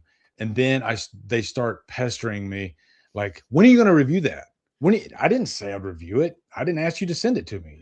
But they send it, it's very nice, but that's kind of like you get followers that do that stuff with these expectations. And so, Nick, I'm gonna tell you right now, I'm not telling you what to do, but it was like a freaking weight off my shoulders when I finally dropped my Patreon. I haven't dropped the tier that tier is, but I have changed it on my Patreon to where what I do now is I put a list of movies once a week for a live commentary. I choose the options and I let them pick from the options. I no longer do like here, tell me something to watch. No, I'm going to give you options and you guys can pick the option because I ain't sitting and watching fucking 3 hours of God knows what. It's no. Well, and that's the thing too, is like however much that tier is a month, that person's paying maybe $5 or $10 or something. The amount of time it takes, sometimes even just shooting a review could probably take like 45 minutes to an hour to get everything you want. That was my number one reason, time. Yeah, editing is 3 hours, editing and doing a thumbnail or whatever, depending on how much you have to cut it all up. So it's quite a bit. And also like, I've even had people that are like, oh, you should watch this movie. You should watch that movie. You should review this. And I'm like, well, I don't really do reviews. Like I've tried a couple times to do standard reviews. They have never done well consistently. So it's like, I'm not against watching the movie and talking about it on a live stream if it comes up or whatever, but to do a dedicated video that's just a review, if I have something deeper to say about it, sure. Like I love that, you know, the way you do some of your videos, Nick, like it's almost like instead of doing a review, you find something to talk about, find an angle. The movie that you haven't talked about, either that subject or maybe you've like shown a light on something new that you've noticed. Like I like that style because it's still kind of a review. It's just not your standard like academic review, you know, I kind of like that because it makes it easier for me to talk about that way too, because when I feel like it's just a review, I feel like it's very run of the mill. It can get stale. Like, and so when I did the Scream series like 2 weeks ago and I went over every movie, it wasn't like Scream 3 review. No, it was like Scream 3, and I believe is like underrated or something. And all I did in the video was like talk about why it's underrated. I didn't give a review. So the plot is this, and then in this they do this. No, because like that's not fun for me anyway. You know, it's like so. No, I think creators in our space and really everywhere now are smarter than they were 10 years ago. It could, just because you have to, it's sink or swim on YouTube now, and I don't think you can do YouTube the way you did it 10 years ago, and because the algorithm changes. But I just noticed that people have gotten so much more creative about how they package their videos, how they title their videos, their thumbnails. All of it matters now. And if you're a certain type of creator and you put, Halloween 4 movie review, that's not enough. You know, for some people it might be, but for most people it's not. Especially if you're just jumping into Halloween 4 doesn't have atmosphere. Yeah, that's what you need to call you're right. Or Halloween 4 is overrated. Like I did like 2 years ago, and like that title alone makes people go, "Oh, what's this motherfucker talking about?" Like, people are like, "This is my favorite." Lee is all like, "That's my favorite fucking movie in the franchise." and I think I actually had similar to what we were just talking about. Somebody yesterday had commented on my video I did about like why can't Stu be alive, and it was just like me explaining why is that a problem. Like, not saying he is, but I'm just curious. I wanted to start a dialogue, and somebody had asked me a question. And it took me like 2 hours. I got home from work and I replied, and I was like, yeah, sure, tell me. And he replied and was like, took you long enough to reply. And I was like, excuse the shit out of me. I work 50 hours a week, bro. And then on my off days, I have a 6-year-old son that is attached at my hip. Like I straight up said, I was like, I don't have the time to check every time I get a notification for a comment. No, I usually block it out. It's like, okay, it's 10 p.m. I'll catch up on my comments from today's video. Like that's normally what I do. I'm not stopping my life and putting it on hold for, it's I get to say the one that cracked me up the other day was on my breakdown of that Super Bowl ad. It was like, whoa, take it easy, go take a walk and breathe. We'll find out when the movie comes out. And I'm like, I'm totally calm. Like I started a YouTube channel so I could talk about this stuff. Like, like I'm not going to have a horror channel and then be like, oh, I'm just going to keep calm and not make any videos. Like, no, dude. The one that drives me crazy too is like people will say, it's like they want a 1-minute video. That's pretty much it. Like if you're doing a review on something, they want in and out. They want you to tell you if you liked it, and then TikTok brain. Yeah. So I constantly get this. Get to the point. People it's like, what? I want to tell you. I want to dive into the movie. I want to tell you what works and what doesn't. I don't want to just say, Iron Lung was good. Okay, have a nice day. Why not? Like, I sit there and I'm like, oh my god, am I getting to like if I cover a news article, am I getting to the article within like a minute and a half? Like I think about those things because I've had people that jump into the comments and they're like, most people ask for people to like and subscribe at the end of videos. It makes you feel a little bit desperate when you do it at the beginning. And I'm like, dude, it takes 8 seconds. I'm doing this all for free. It is 8 seconds. Fuck off. Start your own channel. I mean, I personally don't care. It doesn't bother me.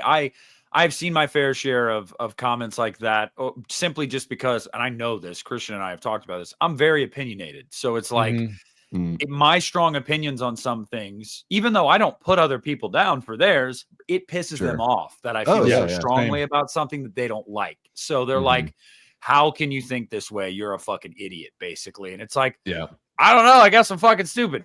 Like, I don't know what else to say. If you've already made your mind up, I'm dumb. So, but you know, you can't please them. I mean, you genuinely can't. So it just gets to a point where it's like, sometimes I'll just throw them a heart, or sometimes I wake up feeling dangerous. And like the other day when I made that, I reposted the poster of Scream 7, and that thing kind of blew up. And I was getting all the boycotters, and I would literally just reply and just, as the kids call it, I'd ratio them and just be like one person I just said, get help.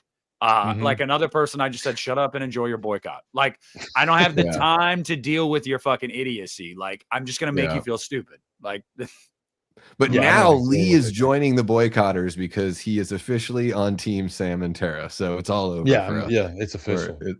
You are now, I guess he's a full-blown Carpenter sister lover, and Sydney is old news.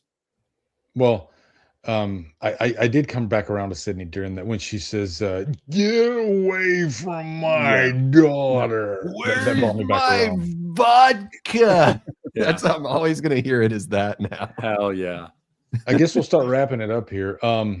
Nick, what do you got on the horizon? Are you doing anything weird and strange on your channel lately? I'm a weird and strange dude, but so right before I did a live stream tonight with Justin, I recorded another tier list because people in the comments were like, dude, do another one. And I was like, okay. So I did a remakes one. So that'll come out tomorrow. And the lowest tier on this, there's Super Booty Butt Cheeks this time, but there's one below that, which Super is Booty Butt Cheeks. It's really bad.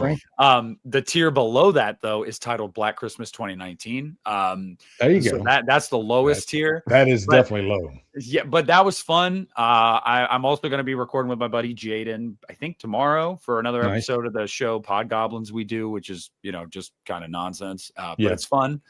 And I don't know, I one of my superiors at work made a comment the other day, or about a week or two ago, that kind of fired me up. And about me doing YouTube and stuff. And so I'm kind of putting my head down and going, okay, well, I'll apply myself like I did a couple months ago when I was seeing great dividends on my channel. I'll just try to do that consistently now, so I can hopefully get to a point here soon where I can just say fuck you. So I don't know. I mean, these things come to me daily. I mean, so your supervisor was giving you shit about doing YouTube? Long story short, last year when I went through my divorce, I went to the owner and I was like, hey, can I have an advance to pay for this attorney? Because it was thousands that I needed to pay.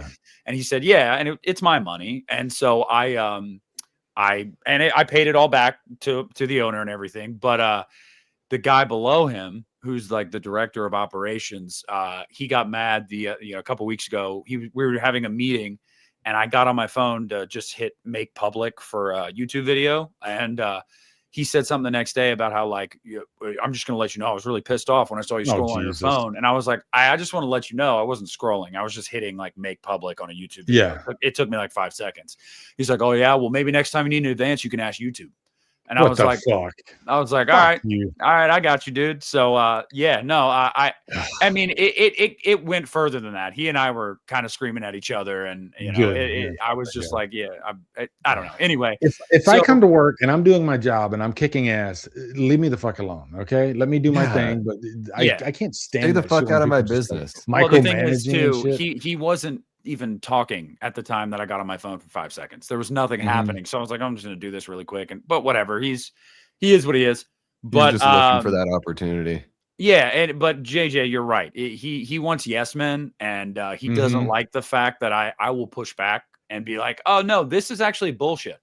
So we've had we've had tit for tat a couple times, but yeah. So I kind of took that personal because it's like, well, you say that in jest, but yeah, actually YouTube can be a pretty good source of income, it sure can. Yeah. Last September, I mean, I made over $2,000 in a month, and on 1 month on YouTube. And I was like, if I could do that consistently and then do more than that, it's like, what the fuck do I need you guys for? So, yeah, it kind of especially when you got a boss like that. Yeah, it kind of fired me up to where I was like, okay, all right, yeah, cool. I had a boss at my last job when we lived in Melbourne, and literally he had no personality whatsoever. And we never, I worked there for like a year and a half. We never once had a genuine personal conversation. Everything we ever talked about was about work, nothing else. And he was a wooden plank. That's what he was, just a complete dick. And I think the thing that drove me nuts was we'd have these morning meetings, and some of these guys were like, 60, 65 years old. They've seen a lot. And he's like 29 years old. And the way he would talk to these guys made me want to punch him in the fucking face. It's like, dude, show a little respect, okay? Because these guys, they show up every day. They probably don't even want to be doing this shit at their age, and they're working their ass off, and you're going to talk to them like that. And I was so glad to get out of that job, because that guy, we've all had a bad boss, right? But yeah, man, that guy was. It's just these days, it just seems like these motherfuckers care about one thing and one thing only. That's profit. That's not the people that do the heavy lifting. It's not the people. It's just like to them, you are a cog in the machine. You're a means to an end for them. And you know what this guy said to me one time? He said, "You know what I don't like about you, Lee? I don't like that people like you so much." He literally said that, and I was like, I don't know what to do with this information. You don't like that people like me? Are you serious? They need to be loyal to me, Lee. Yeah. Well, so he turned on me. Yeah. Christian said something a couple months ago on Unita, and he was like, I advise everybody these days to quiet quit your job. And I was like, buddy, I still do a good job when I'm there, to where I know my job's not in danger. We turn a healthy profit every week. So like, I know I'm doing enough to keep my head above water there, but at the same time, I will not go above and beyond for you motherfuckers. No, anymore. that's how you do it. It's not going to happen. Yeah. And that's a good way to put it. Quiet, quit your job. Yep. And I'm also not going to just take your shit. That's not, no. Yeah. No. Davey, what do you got coming up? What you working on? I've just been so busy going live the last handful of days. I haven't even really thought about it too much. So I do have, I broke down that trailer, the Super Bowl trailer, in slow motion without the disturbing audio on my channel. So if you haven't checked that out, disturbing commentary from us, just honestly, I really don't know what I'm going to get up to this weekend, but I know it's going to be pretty fun. I'm thinking of doing some sort of I don't know. I don't want to tip my hat too much here. But I've got some ideas for videos, and yeah, I'll be going live this weekend for sure. So yeah, nothing really on the agenda other than I got a lot on my plate, actually, because Saturday my wife works, so that's my day to freaking just go hard on YouTube. So I got to do January wrap up. I'm going to wrap up. I think I only did like 7 movies, 7 new releases, but I'm also doing me and my wife have been going through all these 90s thrillers and some modern thrillers, and I came up with 2 lists. One of them's got like 12, another one's got like 12, and those are going to be really fun. Just thrillers, just various thrillers, not every thriller. So yeah, because every now and then you got to do something for you that's just really fun, and you don't care about the views. And usually those are the ones that get the views anyway. So I'm going to do that. Strangers Chapter 3 I'm seeing tomorrow night. Oh God! And I'm actually really excited. I'm the only guy excited for Strangers Chapter 3. See, I'm looking forward to that Nick's whistle like, there's movie. something in my mouth. What's that taste? Yeah, shit. And I heard, did you hear they're adding like another bag face killer for the supercut? So they're adding some shit for the supercut. Oh, what? Really? Interesting. I saw something here on Bloody Disgusting. The diarrhea cut. Can't wait. That's I'm really so excited. you're gonna get diarrhea cut. Yeah. The keys. Yeah, man. You know what? Fauci's gonna love it. Fauci's gonna love it. He's gonna be like, dude, I fucking loved it. I loved the Strangers Chapter 2 or Chapter 3. I don't know what you guys are talking about. Yeah. Like, you know what, Fauci? He's been a fan of the last 2, right? I know. So he's gonna. Yeah, I think he's not even gonna allow himself to not like it. He's gonna just go in and be like, "This is good. It was awesome." Like, see, I'm kind of in the middle because I don't like the first one and I really like the second one. So the third one could go either way. It could freaking go out the window and I could end up hating it, or it could continue the course and do something crazy that I like. So I like going into a movie not knowing. Like, I'm 50-50. I don't know what I'm going to think about this movie. So I'm kind of excited about that. Yes. All right. I can see the thumbnail now. Oh yeah. You're already you've talked about my I was actually shocked I know. Yeah. By how much I like. I did that on purpose too for Nick. He's I know. Nick, I know. Yeah, but I was shocked. Lee, you have you have a way with your thumbnails where it generates buzz, like where people are like, I got to see what this motherfucker. Yeah. I tell you what, Nick, you give me the line and I'll put it on my thumbnail. What's the line I should? I don't care if I like it or not. No, yeah. It just needs to be like, I am shocked. ... Whether that's good or bad. All right, like, that's what I'm putting. And I it am needs shocked. to be like a surprised face, and then it's probably going to be Lee going like, I'm shocked at how good this was. Like, but or maybe it's the alternative, and you go in optimistic, and that optimism turns out to be like, wow, I shouldn't have been optimistic. This was a train wreck. I was hoping you would say something like macaroni salad ! 3 times. And then I put that on there, and everybody's like, "What the fuck is?" Wait. No. You got to do Christian. One of Christian's favorites. Better than the original? ? Like that will really piss people off. Because I just all I'm saying is I can't wait to find out who the strangers are and why they're doing what they're doing. Because that's just the fucking point of the strangers. Can't wait. I don't think Christian will mind me saying this. I like his content drives me up the fucking wall because I'll be scrolling my wall and look at that. They got this, Christian shit. And then I pause and I look at it. I'm like, what is he doing? Because you don't know what he's talking about. No. And his thumbnails are like, I got nothing for you. And it just is. Yeah. So I'm like, the Halloween 5 release that you have to own. He'll give you a nugget. He'll say, I can't believe this happened, or something like that. Just something so vague. He did the better than the original with Black Phone too. Yep. Right. Yep. No, he does that all that. It's literally his thing. We've done it on Unita before. We've done it on Unita just to like get, like, oh, we're gonna rile people up, and it works. And but he's a troll, and that's just the funny thing is like a lot of people don't know that he's a troll. Like, and Christian's the type of guy because he's like, dude, I can't even keep up with my comments anymore, so I don't even try. He pulls the pen, drops the grenade, and disappears. Like, that's what he does. That's how you do it. And I'm just like, my God, bro. Yeah, dude, he's like, when I made my video about the Renee Good situation, and this is all about it, man, I pulled the pen. I walked away. I did not I didn't even read anything. I didn't heart anything. And I usually do every video. I make sure I go down there and I heart at least. That video, I was like, I learned from the Charlie Kirk video. I'm not gonna freaking comment on anything. And you know what? I love it. That's better. It's better for your mental health. You get out things that you want to talk about. That video didn't affect me at all. After I did this. Okay, I'm good. Yeah, you guys fight amongst each other. I'm out. Yeah, that's what I did. Yeah. So. It's the way to go. All right, guys. I think we're gonna close it off for tonight. But damn, this was a fun one. This was a really fun one. Yeah. Hell yeah. We'll probably see you guys in a couple of weeks. Okay. Yeah. I don't know what we talked about tonight, but we did it. We talked about Sydney's drawer. Yeah, I think that was it. and I was gonna say the keys, but that's Facci, so I'm not gonna take that. Okay. Bye, everybody. See ya. Take care, y'all.